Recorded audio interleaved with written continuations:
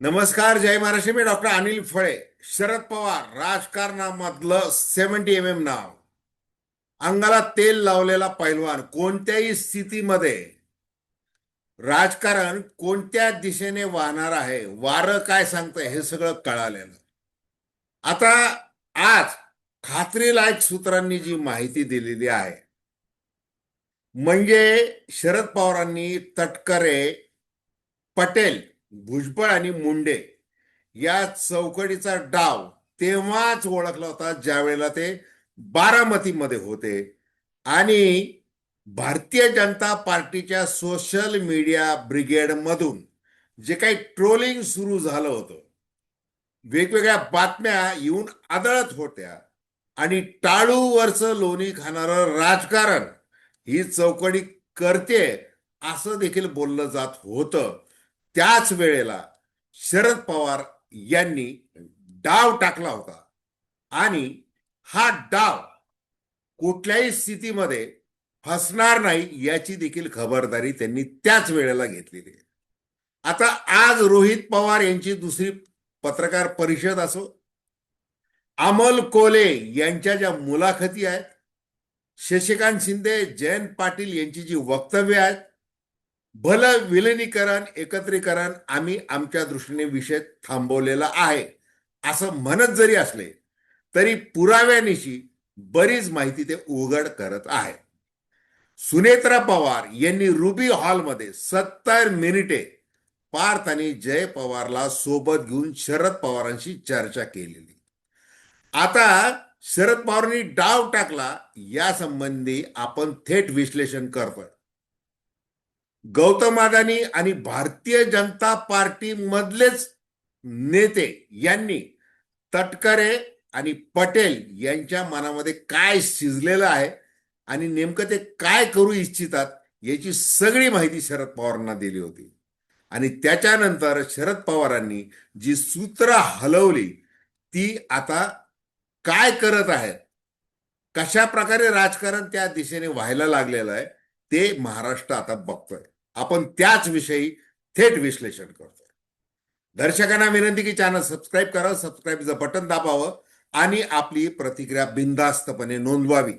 तटस्थ भूमिकेतून, स्वतंत्र पत्रकारिता म्हणून सर्वसामान्यांच्या दृष्टिकोनातून आपण चर्चा करत असतो. हे बघा, शरद पवारांच्या नादी कुणी लागू नये असं म्हटलं जातं. आमदार किती, खासदार किती वगैरे वगैरे याची पर्वा त्यांना नाही. म्हणजे आता ज्या वेळेला जुलै 2023 मध्ये सगळे आमदार सोडून गेले त्यावेळेला त्यांना एक प्रश्न विचारण्यात आला होता की आता राष्ट्रवादीचा आश्वासक चेहरा कोण. आता दादाच निघून गेलेले आहेत, म्हणजे राजकारणामध्ये, म्हणजे पक्ष सोडून गेलेले आहेत. आता आश्वासक चेहरा कोण.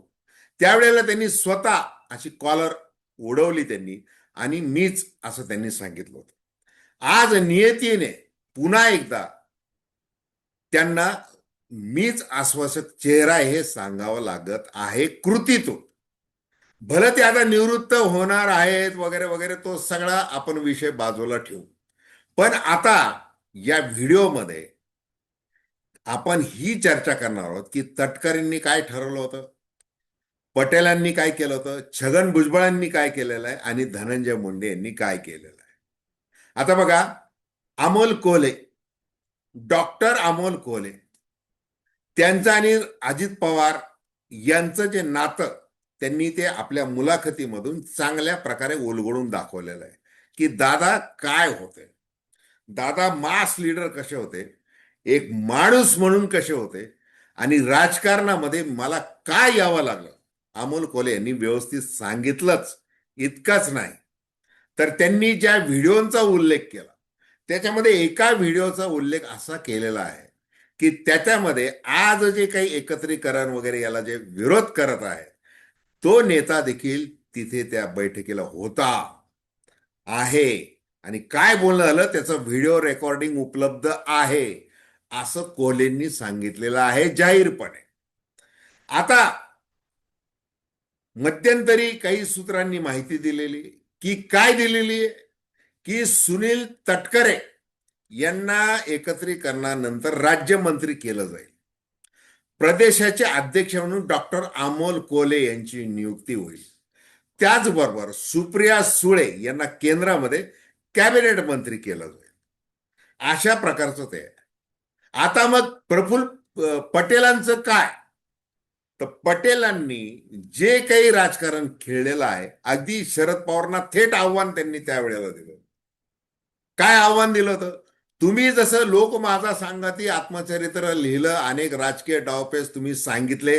अगदी 2014 मध्ये कसं भारतीय जनता पार्टीला बाहेरून पाठिंबा वगैरे ते सगळं तुम्ही, तो राजकीय डाव कसा होता हे जरी सांगितलेलं असलं तरी तुमच्या मनामध्ये काय होतं आणि तुम्ही माझ्याशी वेळोवेळी काय बोललेला आहात, त्या प्रकारे मी देखील आत्मचरित्र लिहिणार आहे असं पटेलांनी त्यावेळेला सांगितलं होतं.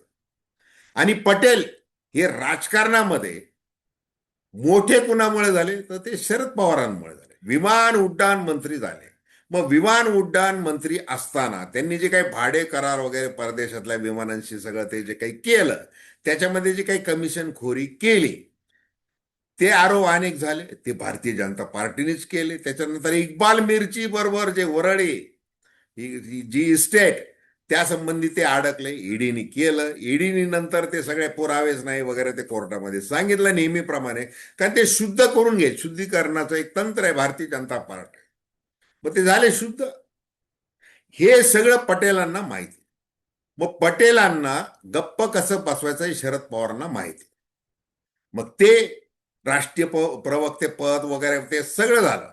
पण आता ज्या वेळेला आपल्याला संधी चालून आलेली आहे, मग त्यावेळेला आपण आपलं पक्ष हा ताब्यात घ्यायचाच.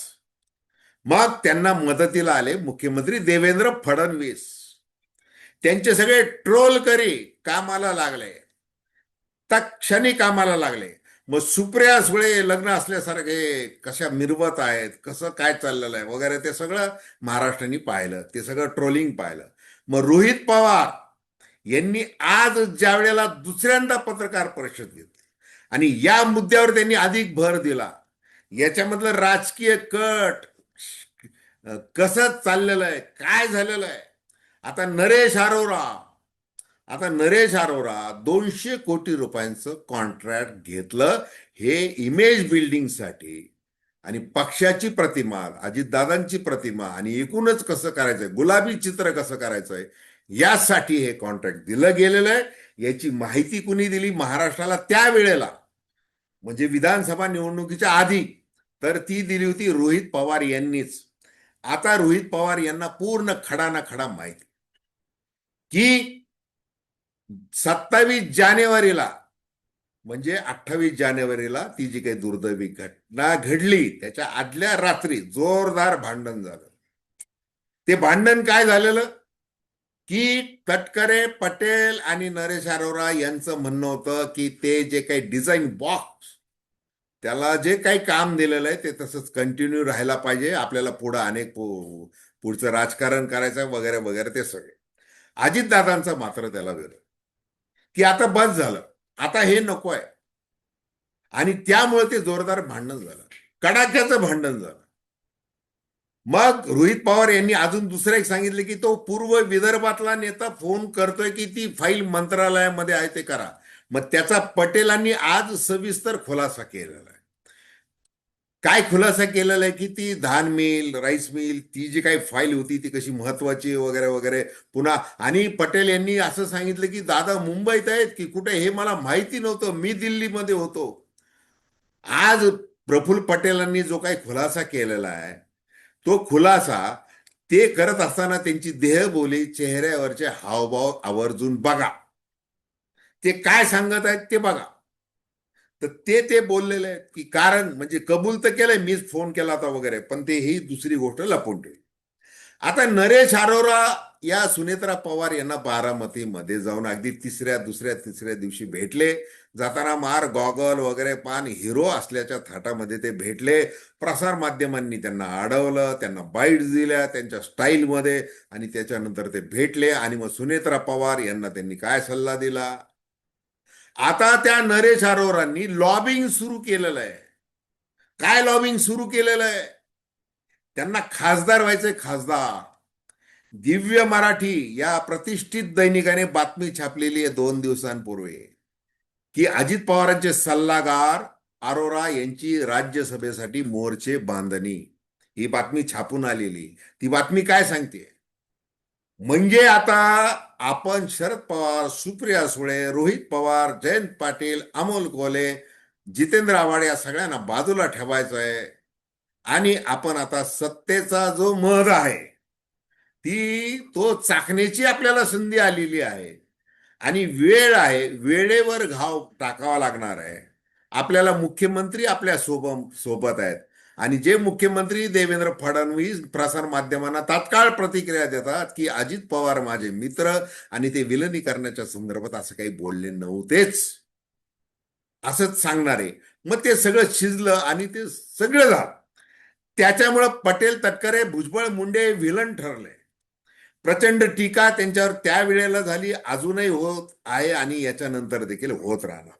आता बघा, शरद पवार बारामतीमधून निघतात. ते निघण्यापूर्वी ते जसं सुरुवातीला सांगितलं, ते तीर मारतात ते की तटकरे पटेलांनी त्यांच्या पक्षाचा निर्णय म्हणून सुनेत्रा पवार यांना उपमुख्यमंत्रीपदी नेमण्याचा निर्णय घेतलेला असावा. त्याच्याबद्दल मला काही माहिती नाही. मी तुमच्याकडूनच ते ऐकतोय, बातम्यांमधूनच मला कळालं. प्रत्यक्षात सुनेत्रा पवार यांनी शरद पवारांना ती माहिती दिलेली असणारच आहे. परंतु शरद पवार आहेत ते, त्यांनी झाले की आता बघा तुम्ही, आपल्याला कुटुंब म्हणून आपण एकत्र आहोत, आत्मीयता आहे ते, आणि राजकीय दृष्ट्या आपण इतकेही तुटक नाही. आता अजित अजित आणि माझं काय बोलणं व्हायचं हे तुम्हाला माहिती नसणार का? तुम्हाला माहिती आहे ते सगळं.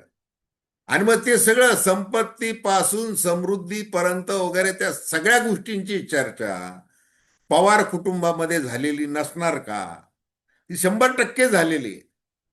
आणि मग भारतीय जनता पार्टीच्या बरोबर विकासाच्या नावाखाली आपल्या विचारांचं, स्वतंत्र विचारांचं ते शाबूत ठेवून, फुले शाहू आंबेडकर विचारधारा शाबूत ठेवून आपल्याला विकास म्हणून आपल्याला सत्तेमध्ये राहायचंय, ते पुढे कंटिन्यू राहायला पाहिजे. आणि मग ही जी काही आपल्याला तटकरे यांनी जे काही वाक्य वापरलं की कुणाचं कुणामध्ये विलन, एनडीए मध्ये व्हायचंय, आम्ही एनडीए मध्ये आहोत वगैरे वगैरे काही, पण एकत्रीकरण सुप्रीम कोर्टामध्ये याचिका प्रलंबित आहे की राष्ट्रवादी कोणाची. निवडणूक आयोगाने जास्तीत जास्त लोक प्रतिनिधी आहेत म्हणून ते चिन्हाने ते त्यावेळेला दिलं, पण सुप्रीम कोर्टाने सांगितलेलं आहे की हे या निकालाच्या अधीन असणारे हे घड्याळ चिन्ह, हे सुनेत्रा पवार यांना माहिती आहे, हे पार्थ पवार यांना माहिती आहे, जय पवार यांना कळत आहे पुढं काय होणार आहे कसं. आणि याच्या संबंधी शरद पवार यांनी या तिघांनाही व्यवस्थितपणे विश्वासात घेऊन सगळं सांगितलेलं आहे, अशी सूत्रांची माहिती आहे. मग ज्या वेळेला तटकरे यांचा विरोध होताच, विलिनीकरण किंवा एकत्रीकरणाला शब्द कोणताही वापरा, पटेलांचा विरोध होतात. आणि ते कोण बोललेले आहेत? स्वतः अजित पवार बोललेले आहेत की काही जणांचा विरोध आहे परंतु ते आपण बघून घेऊ वगैरे, काय एकेकाला कसं करायचं आहे. मग ज्या वेळेला डॉक्टर अमोल कोल्हे खासदार अतिशय जबाबदारीने प्रसार माध्यमांना मुलाखती देतात, त्यावेळेला ते सांगतात की प्रत्येक बैठकीचं मिनिट्स लिहिलं गेलेलं आहे, मिनिट्स. असं नाही की वरवरची चर्चा झाली. आणि इतकंच नाही, अजितदादांनी काय व्हॉट्सअप केलेले आहेत काय वगैरे ते आजही आपल्याकडे आहेत, असं देखील सांगितलेलं आहे. अमोल कोल्हेंच्या मुलाखती जरूर ऐका, त्याच्यामध्ये सगळ्या ह्या गोष्टी आलेल्या आहेत. तर असं सगळं आहे एकूण. मग आता आपल्याला कोणत्याही परिस्थितीमध्ये जर आपल्याला कॅबिनेट मंत्री होता आलं नाही. आता बघा, दैनिक लोकसत्ताने अगदी सुरुवातीला बातमी छापली होती. काय छापली होती? की भारतीय जनता पार्टी नियंत्रित करत आहे हे सगळं. दोन राष्ट्रवादीमध्ये काय केलं पाहिजे, कसं केलं पाहिजे. आणि मुख्यमंत्री देवेंद्र फडणवीस तर जाहीरपणे म्हणालेच की आम्हाला विचारलं पाहिजे, आमच्या बरोबर सत्तेमध्ये आहात, आम्हाला विचारल्याशिवाय ते कसं होणार. हे सगळं बाहेर आलं. मग फक्त आता शरद पवारांच्या किंवा सुप्रिया सुळेंच्या ताब्यामध्ये हा पक्ष जाऊ नये. आपण अजितदादांनी उभा केलेला पक्ष आहे, कष्टाने उभा केलेला पक्ष आहे, तो जायचा कसा? मग सुनेत्रा पवार यांना वेगळं सांगायचं, हे करायचं, नरेश अरोराला वेगळं सांगायचं, असं ते सगळ्यात याच्यामध्ये ही खेळी पूर्ण फसलेली आहे. लोकसत्ताच्या बातमीचं जे मी सांगत होतो त्याच्यामध्ये असं म्हटलं होतं की सुनील तटकरे आणि प्रफुल्ल पटेल यांच्यामध्ये केंद्रीय मंत्री पदावरून वाद आहे. तो काय वाद होता? ज्या वेळेला बघा एनडीए मध्ये सरकार स्थापन झालं, एकनाथ शिंदे यांच्या शिवसेनेला एक राज्यमंत्रीपद मिळालं, ते त्यांनी बिनबोभाट घेतलं. प्रतापराव जाधव त्याचे मंत्री झाले, राज्यमंत्री केंद्रामध्ये शिवसेनेचे. आणि प्रफुल्ल पटेलांना सांगण्यात आलं होतं की तुम्ही राज्यमंत्री होऊ शकता. त्यावेळेला प्रफुल्ल पटेल असं म्हणाले की मला कॅबिनेट मंत्रीपद पाहिजे, कारण मी कॅबिनेट मंत्री होतो. त्यावेळेला ते झाले नाही आणि मग ते मंत्रीपद तसंच ते राहून गेलं. मग ना सुनील तटकरेंना मंत्री होता आलं, ना पटेलांना होता आलं, आणि दोघांमध्ये वाद लागला. पण आता संधी चालून आलेली आहे. आता दोन्ही सुप्रिया सुळेंचा विषयच येणार नाही जर एकत्रीकरण झालं नाही तर. म्हणजे होणारच नाही, आम्ही ते होऊ देणार नाही. मग काय करा, आम्हाला दोघांनाही मंत्री करा, कॅबिनेट मंत्री. म्हणजे असं हे सगळं सेटिंग, हे सगळं ते घाई घाई घाई घाई मध्ये जे केलं गेलं, आणि मग त्या ज्या उड्या मारल्या गेल्या, आणि त्याच्यामुळं टाळूवरचं लोणी खाणारं राजकारण, आणि म्हणून हे सगळे जे विलन ठरले. आता छगन भुजबळ तर त्यांना शिवसेना प्रमुख बाळासाहेब ठाकरे यांनी लखोबा लोखंडे हे नाव दिलेलं आहे. म्हणजे ते तो मी नव्हेच मधलं जे पात्र, ते कधी काय भूमिका घेतील काय सांगता येत नाही. तसं धनंजय मुंडेंचं की मंत्रिपद पाहिजे वगैरे, आता सुनेत्रा पवार यांच्या ते इतक्या वेळेला पाया पडले, दिसले की पाया पड, दिसले की पाया पड. म्हणजे इतकं की प्रसार माध्यमांनी, म्हणजे व्हिडिओमध्ये ते पूर्ण ती पोज आली पाहिजे अशा पद्धतीने शांतपणे ते खुर्चीच्या बैठकीमध्ये खुर्चीच्या मागून येणं काय, खुर्ची बाजूला करणं काय, नमस्कार करणं काय, त्या ज्या वेळेला सभागृहामध्ये येतात त्यावेळेला त्या दारामध्ये पाया पडणं काय, हे सगळं जे कशासाठी मंत्रिपद, हे सगळं मर्ची. राजकारणामध्ये लाचारी वगैरे ते सगळं करावं लागतं. भाव भावना माणूस म्हणून असतातच, प्रत्येकाला ते असतात, जगामध्ये त्याला कुणीच अपवाद नाही. परंतु राजकारण्यांवर विश्वास राहिलेला नाही.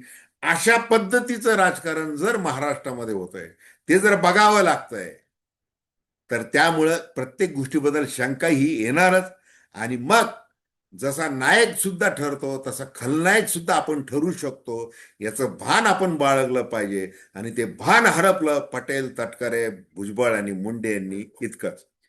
शेवटी काय की शरद पवार यांनी ठरवल्याप्रमाणे गौतम अदानींच्या मार्फत जे काय सांगायचं ते सांगितलेलं आहे. वर वेळ आल्यानंतर ते आता बघू, एवढंच ते सांगितलेलं आहे. कारण त्यांनी 10 जून 1999 रोजी स्थापन केलेली राष्ट्रवादी काँग्रेस अशी हायजॅक करणं कुणी, हे शक्य नाही. अजित पवार हा स्वतंत्र वेगळा विषय होता. अजित पवार आणि शरद पवार हे दोन्ही पक्ष म्हणून, पक्ष नेते म्हणून जरी विरोधातले होते तरी त्यांच्यामध्ये एक समान सूत्र होतं, त्यांच्यामध्ये संवाद होता. तो संवाद दोघांनी कधीच तोडला नाही, कधीच तोडला नाही. म्हणजे उद्योगपती ते चोरड्या यांच्या घरातल्या भेटीपासून आणि अनेक वेगवेगळ्या संस्थांमधले कार्यक्रम, अगदी अलीकडच्या काळामध्ये बारामतीमध्ये विद्या प्रतिष्ठानमध्ये गौतम अदानींच्या उपस्थितीमध्ये झालेला कार्यक्रम असो, भेटीगाठी असो, त्यांनी कुठेही लपून त्यांचा संवाद तुटलेला नव्हता. हे या ठिकाणी फार अधोरेखित करण्यासारखं आहे. त्याच्यामुळं अजित पवार आणि तटकरे यांचा पक्ष याची तुलना होऊ शकत नाही. हे शरद पवारांना सगळं जसं माहिती आहे तसं त्यांनी ते समजावून सांगितलेलं आहे सुनेत्रा पवार, पार्थ पवार आणि जय पवारला देखील. इतकंच. तर धन्यवाद. हा व्हिडिओ आपल्याला आवडला असल्यास अवश्य शेअर करा, सबस्क्राईब करा आणि आपल्या प्रतिक्रिया बिनधास्तपणे नोंदवा. धन्यवाद.